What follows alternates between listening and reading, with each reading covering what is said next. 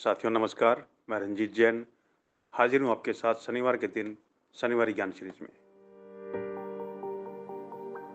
साथियों, share market में fast पैसा सभी कमाना चाहते हैं और इसके लिए तरह तरह के उपाय करते हैं। डे ट्रेडिंग करते हैं, फ्यूचर एंड ऑप्शन में काम करते हैं, टिप पर काम करते हैं, ऐसे बहुत सारे तरीके अपनाते हैं और फास्ट मनी जनरेट करना चाहते हैं। लेकिन उसका नतीजा क्या होता है, ये हमको सेबी ने अपनी स्टडी में बता दिया।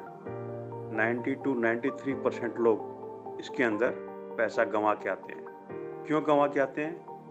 क्योंकि ये सारे लोग 100 मीटर से लेके 500 मीटर की रेस में शामिल होते हैं और इसके अंदर जो इनके अंदर स्टेमिना होना चाहिए वो इनका होता नहीं है और इस कारण से ये अपने पास जो थोड़ी बहुत पूंजी यानी स्टेमिना जो होता है वो भी बड़े खिलाड़ियों को देकर आ जाते हैं। ये जो अपने डेली वाला गेम होता है, एक्सपायरी के दिन हीरो या zero, weekly expiry, monthly expiry, ये सब क्या है?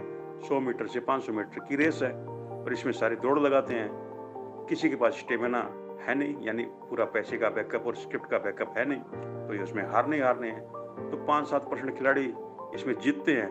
उनके पास अनलिमिटेड स्टेमिना होता है, यानी अनलिमिटेड उनके पास स्क्रिप्ट का बैकअप होता है डिलीवरी छोड़ने के लिए और अनलिमिटेड फंड का बैकअप होता है डिलीवरी उठाने के लिए, तो वो इसमें जीतते हैं। ये बात हम जानते हैं लेकिन समझना नहीं चाहते। तो क्या फिर और कोई रास्ता नहीं है शेयर मार्केट में पैसा कमाने का? लॉन्ग टर्म में इससे ज़्यादा पैसा कमाने के रास्ते हैं। चलो मैं आज आपको बताता हूँ एक ऐसा ही रास्ता जिससे आप एक बहुत बड़ी वेल्थ क्रिएट कर सकते हैं शेयर मार्केट में, लेकिन थोड़ा धीरे धीरे धीरे धीरे। और वो रास्ता है मैराथन दौड़ वाला।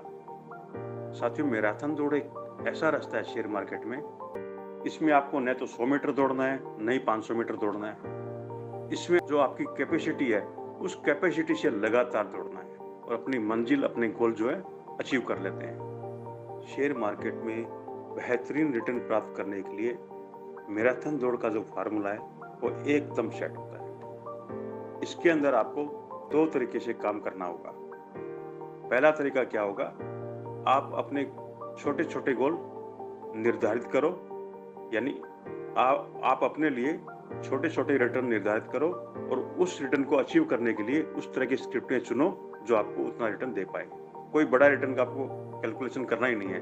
जैसे सपोज आपको 20% रिटर्न चाहिए और उस कैटेगरी की आप स्क्रिप्टें चुन लो और इसमें हमारी कौन सी स्ट्रेटेजी आपको पता है हेल्पफुल होगी?